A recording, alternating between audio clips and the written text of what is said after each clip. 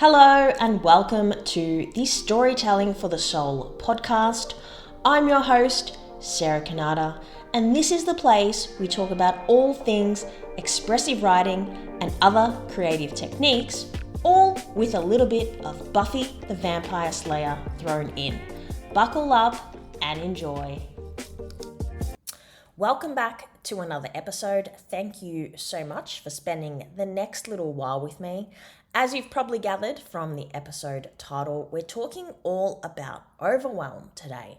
And this podcast has been inspired by several conversations that I've had over the last couple of weeks with several women. I want to say between 10 to 12 women all up. And the one pattern that I identified in all of them was that in some sense, they all told me in one way or another in their own words that they were experiencing overwhelm. And what I observed is that basically all of them were living in a fight or flight nervous system state, so more on the sympathetic nervous system side. Some of them were more aware of that than others, depending upon their backgrounds and what personal development they'd done. Others seem to be quite oblivious to it all. And what I came to learn after speaking with one of my mentors on Friday was that basically every single one of these women fit into the concept of the sandwich generation. Now, I'm not sure if you've heard that term before. I had never heard of it before Friday, basically. But she said that she'd heard of it from an ABC podcast. And I'm based here in Australia, so ABC is our public broadcaster. And I went on after our conversation to listen to an episode about the sandwich generation, and I believe it's a series. And to explain it simply, I'll focus on women and stick with women here. It is basically women in their 30s, 40s, 50s plus who, because obviously life has changed a great deal in recent times, women are going to university, they're far more career minded, and of course that means typically they're having kids later in life. So basically these women hit these ages where they're not only raising kids or teenagers, then their own parents are becoming more elderly and need help as well. So they're in this juggle between children, potentially a partner, and we know that relationships of all kinds require energy, effort, support to actually maintain them. And they're also very aware that they want to contribute and help and care for their elderly parents. And I'm using the term care very loosely here. I'm not very definitively saying caring means looking after your elderly parents on a 24/7 basis. It could just be providing support in whatever capacity you can. And of course, all of these women had a job, or some of them had businesses. So if you add everything up, these people are juggling quite a bit. And the difference between this generation and previous generations is just because people were having kids earlier, they typically were either raising kids or later in life helping with elderly parents. But now those two things have fused together, and what it's resulted in is a bunch of really overwhelmed women who are busy taking care of everyone else. And as women tend to do, we're more nurturing, generally speaking. We look after everyone else and we leave ourselves last on the list. And all these women had these bustling to-do lists. And what I observed when I asked them was that self-care was basically non-existent, because when you are time poor, what's the easiest thing to go? It's basically all the things that nourish you.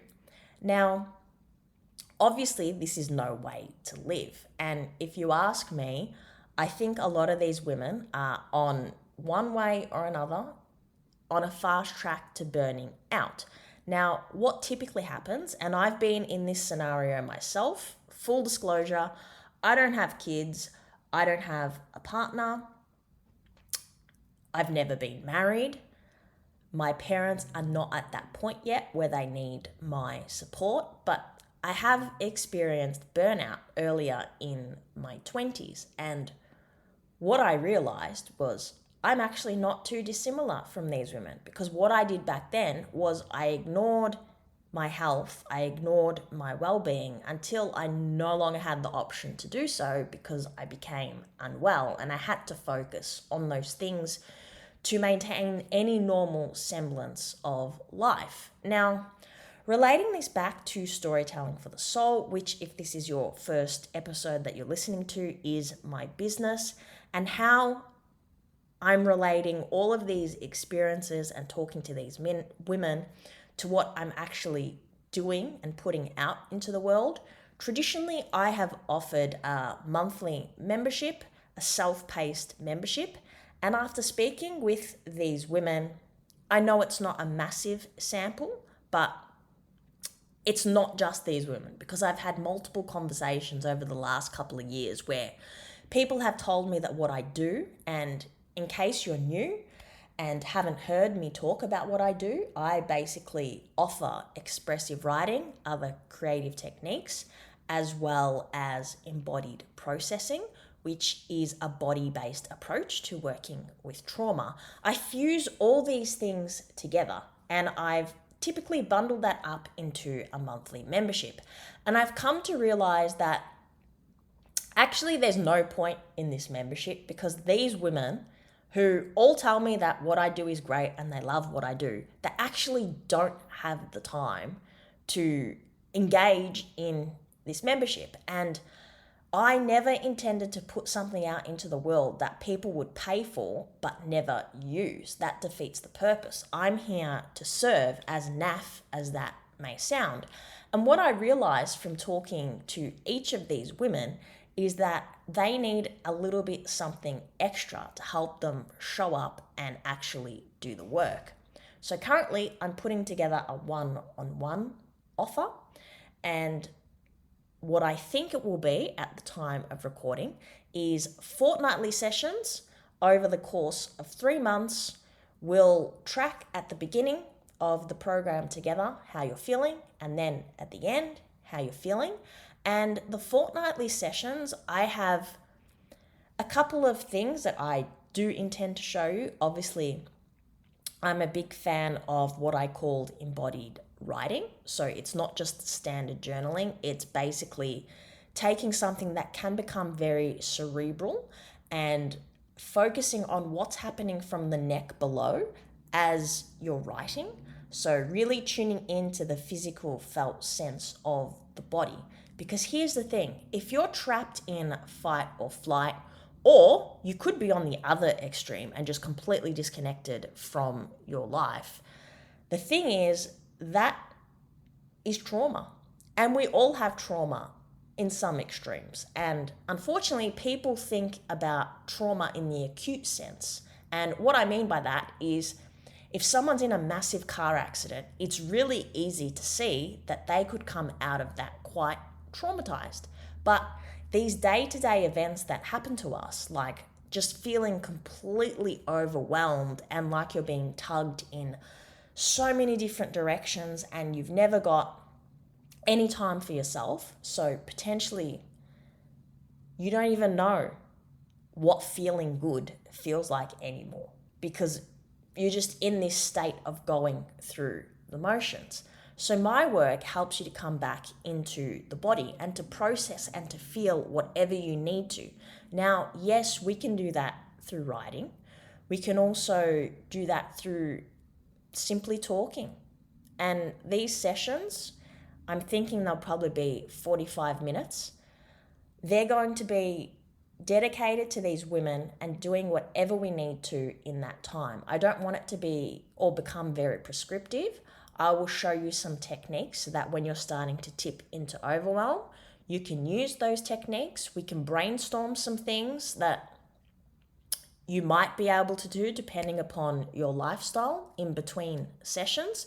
Because here's the thing, you can rock up to fortnightly sessions with me and feel better, but what I'm talking about here is very much a practice. Because at the end of the day, you don't want to hit burnout stage before you do something about the fact that you're feeling completely overwhelmed. You don't want to start feeling the physical symptoms because it's your body's way of basically screaming at you to stop and notice what is actually going on. And what I've realized in this evolution of storytelling for the soul is actually how I've come back from that brink of burnout, feeling completely disconnected and exhausted, is through a number of things. It's not actually just the writing, it's many, many things that I enjoy and can incorporate into my life. It's strength training, it's putting time aside for for the sauna, it's doing meditation, it's gratitude, it's reading, learning, personal development. Now, all of those things may not be possible to fit into your lifestyle, but perhaps one or two are. And that's really what I feel like I'm being called to do moving forward, is to focus these sessions on holding space for you and whatever we need to talk about in that 45, 60-minute session. So I'm going to leave this episode here. I do want to say that if you are listening to this and you are feeling completely overwhelmed, please know that you're not alone. You are very welcome to reach out to me, info@sarahcanada.com, even if it's just to email back and forth if you need someone to listen. And please know that if you're putting your own self-care at the bottom of the list and you just never have time for yourself, that is no way to live. And self-care and looking after yourself is not selfish. If you ask me, it's a non-negotiable, because at some point, if you push yourself enough, your body will start telling you that it's not happy with you and it'll force you to stop. Okay, I'm going to leave it there and I will speak to you next week.